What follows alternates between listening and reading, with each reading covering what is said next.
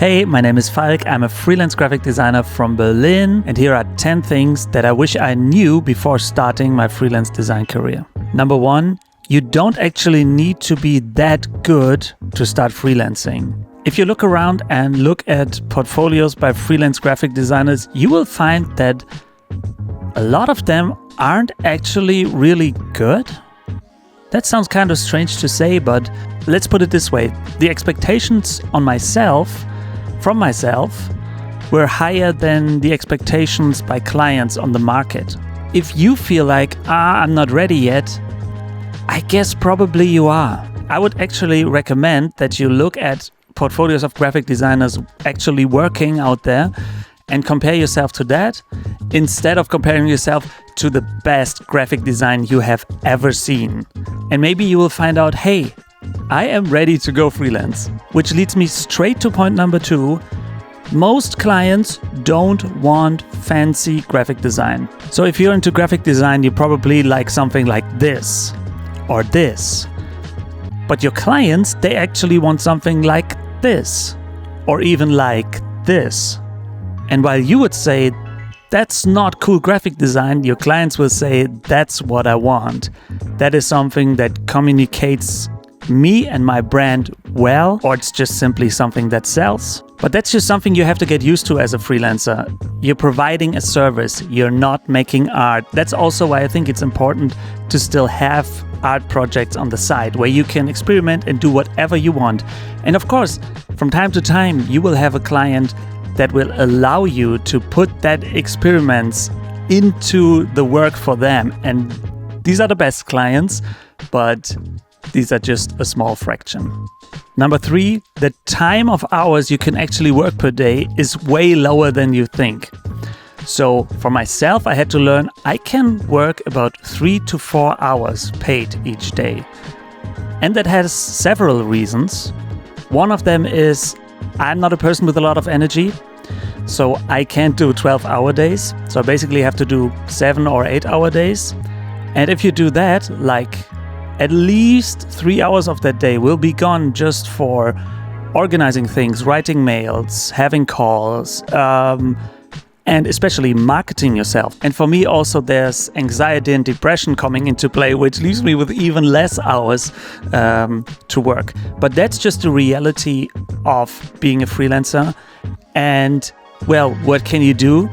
You just have to make enough money in that hours. That's just the way it is, or else you won't have a business. And it is possible to do that. Point 4 is related to that. Especially when you start out in the beginning, the business side takes even more time because for the first time you have to figure out a lot of things. Like, how do taxes work? How do I find somebody that helps me with the taxes? How do I set up my processes? How do I even get clients? How will I do the marketing? And I would recommend, if you're thinking about going into freelancing, to have that figured out beforehand. I have done that while doing client work, and that's just an overload you don't want to have. Number 5, fixed prices are way better than being paid per hour. If you come from a mindset of being employed, you're always thinking in what do I get per hour? And if you go into that with freelancing, you will have a problem because the faster you work, the less you get paid. So the more efficient you are, the better you are, the less you get paid. If you think about it, right? I would always recommend, even from the beginning, go into fixed pricing. Just have projects and give them a fixed price. You run the risk, of course, of having to work more and getting paid less than you want hourly, but also you get the chance to earn way more. Because if you think in fixed prices, your client will also think in fixed pricing, which will lead to a value-based pricing, which means how much money do you make your client? Let's say, just for the sake of the example, you built your client a website, right? Let's say it takes you 50 hours. Now, in the hourly pricing, you would say 1 hour is 100 euros or something. And so that means it's 5,000. But in the value-based pricing, you would say Well, how much money does it make the client? They will probably just have to get one client through the website to make more than 5,000 euros. So for them, the website is worth more than 5,000 euros. If you can explain that and if you think that way, you can make way more money per hour. And I'm saying that coming from a point where I don't want to make huge amounts of money or get rich.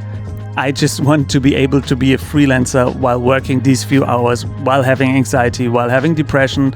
And that's only possible if you have kind of a really high hourly rate. And you get that through not doing an hourly rate. Number 6, you feel like a beginner in every project. Let's say in almost every project. I thought that I would get used to how this works. I would get used to doing certain things and communicating with clients. But now every project, I feel like I'm a beginner. It's way more the case if you're a freelancer than being employed, because you always have different projects, always different people, always new challenges. But that also means you learn way more. Number 7, it's hard to go on vacation. At least when you're starting out. I really had problems to making time to go on a vacation. I think it's not bad, but it's just something you should know beforehand, because there's always more to do, right? You can do more marketing and so on and so on and so on. And the same thing is with being sick, with being ill. It's pretty hard to do that while you're freelancing, right? It's hard to tell your clients, well, I am out now for a week, because there's no one else doing your job then in this time. It will delay your delivery. But you can do that and your clients will understand. And it's not the worst thing in the world, but it's important to do it. And that can be pretty hard to wrap your head around. And in the beginning, I didn't know how to, and I would just work through the illness, and that's not good. Number 8, anxiety disorder and depression are a real pain when you're a freelancer. You don't realize that when you're employed, because there's always ways that you can cope with that. There's always someone that can fill in for you. If you're a solo freelancer, there is no one that can fill in for you. And it's the same as the point before with the illness, but like if you are out because of depression for weeks, that's a real problem. And my anxiety disorder is such a pain when you're a freelancer, because every single meeting with the client, it takes so much of my energy. I need an hour before and an hour after that to just calm down if it's a stressful meeting. I mean, not all meetings are like that, but I wish I had known more about that and have talked more to other people that have done that before about that. Number 9, some graphic design niches are paid very well, some are paid very badly. And the reasons aren't quite clear. I mean, sometimes it's clear that there are too many people on the market doing it and not enough clients wanting it. But for some, it's kind of a riddle to me. And that can totally change how your freelance life is going. I'm also doing a bit of illustration, besides doing mostly brand design and some web design. And illustration is paid so badly. You need to find a style that you can do very, very fast, or else it's horrible.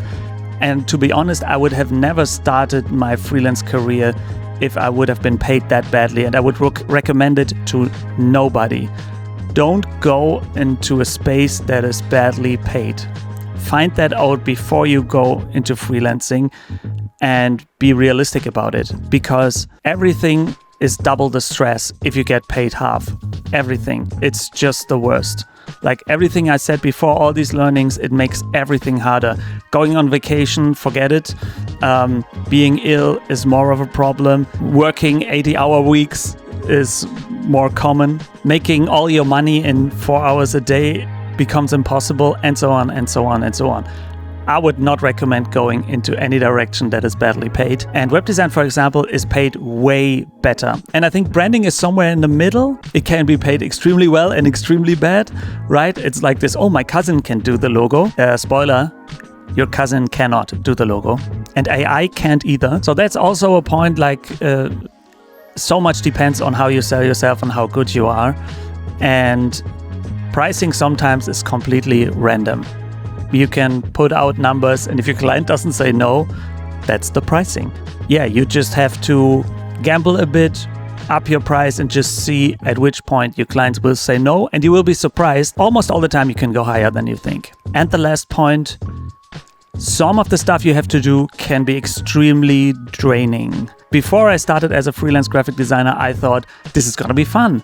I'm gonna create designs all the time. Well, if you think about it, designing and being creative is only really a really little part of it. Like, for example, if you do branding, if you do brand design, it's super exciting and fun to come up with different directions you could go in, different logos, different ideas for the colors, etc., etc. But then you go into the step where you just get feedback from your client and you have to work it in.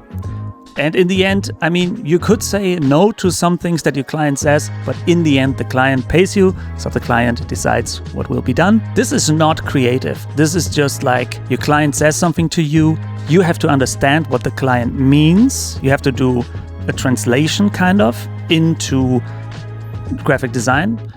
Then you have to do that. And that is not fun, but that is like 60% of what you do. And then when you want to actually finish stuff, that's also the point that is not fun. At least not fun for my creative brain, which is like, okay, I feel like, hey, I have made the whole brand, but now I have to make the brand style guide, which is like 60 pages of things that I already know, but I have to put it in a nice way so that the client can use it, right? And that we have it written down. Or like finishing details on a web design. This all can take a long time and really drain your energy. This is just something that I wish I knew before I started being a freelance graphic designer.